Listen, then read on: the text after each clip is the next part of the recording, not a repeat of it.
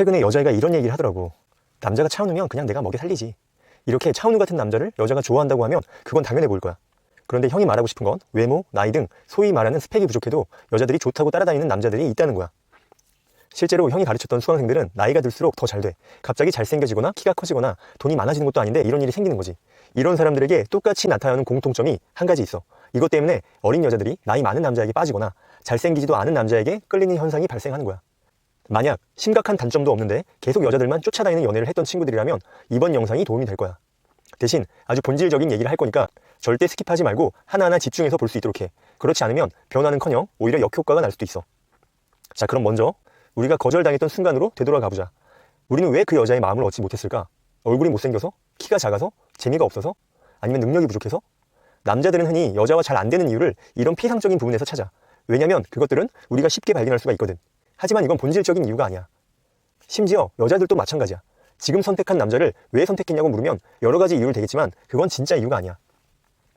왜냐면 사람들은 이성적인 판단을 한 다음에 선택을 하는 것이 아니라 이미 판단을 내린 다음에 거기에 맞는 이유를 찾는 거거든.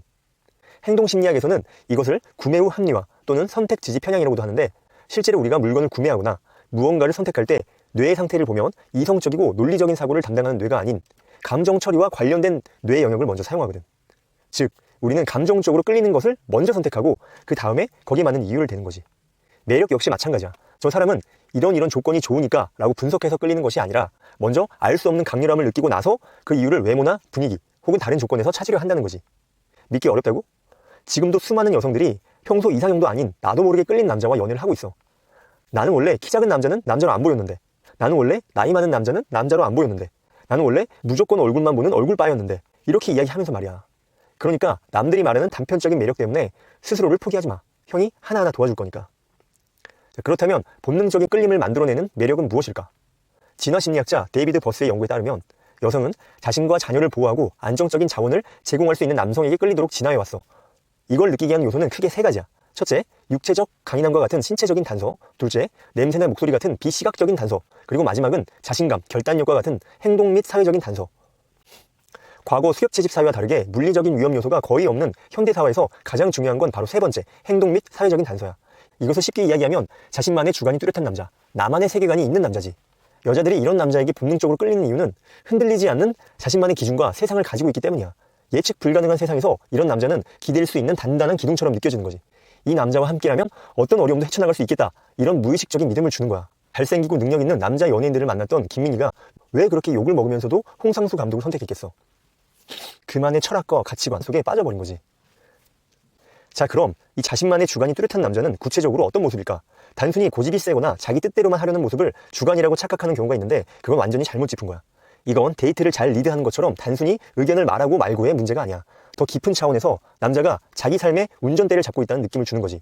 예를 들어 여자에게 잘 보이기 위해 자신의 중요한 약속이나 해야 할 일을 쉽게 내팽개치는 남자보다 자신의 일과 관계의 균형을 지키려고 노력하는 모습에 더 매력을 느끼는 거야.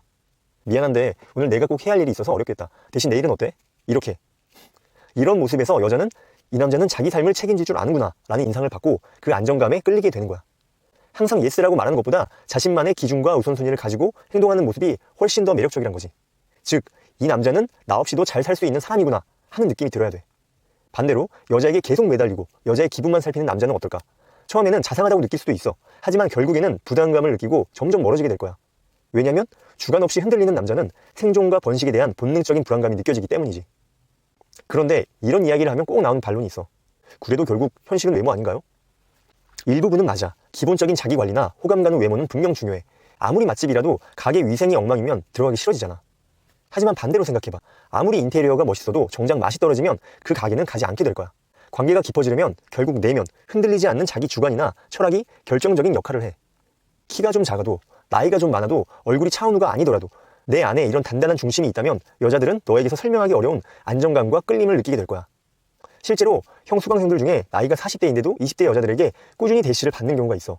그 친구들이 갑자기 잘생겨지거나 로또에 당첨된 게 아니야. 자기 주관을 갖고 행동을 보여주기 시작하면서부터 여자들의 반응이 달라진 거지. 그렇다면 이런 단단한 주관은 어떻게 만들 수 있을까? 핵심은 두 가지야. 첫째는 내 기준을 명확히 아는 거지. 내가 뭘 원하고 중요하게 생각하는지 알아야 외부에 흔들리지 않아. 이걸 위해 자신에게 몇 가지 질문만 던져봐.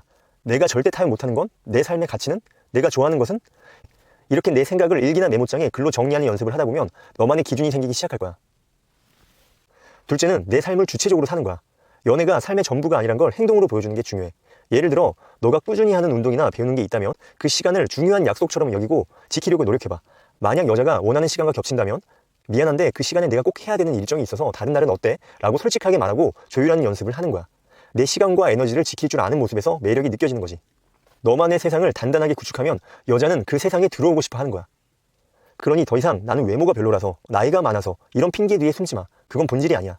나만의 가치관과 삶의 방향성을 바로 세우는 것. 이게 여자를 끌어당기는 진짜 매력이고 우리가 집중해야 될 부분이야. 그럼 평소 여자와의 대화에서 활용할 수 있는 방법을 알려줄게. 먼저 제안하는 습관을 들이는 거야. 뭐 할까요? 묻기 전에 여기 파스타 괜찮다는데 한번 가볼래요? 이렇게 내가 먼저 방향을 제시해봐. 사소한 결정이라도 리드하는 모습이 중요하거든. 그리고 대화 중에 너가 느낀 감정이나 생각을 마음속으로만 두지 말고 바로 표현해봐.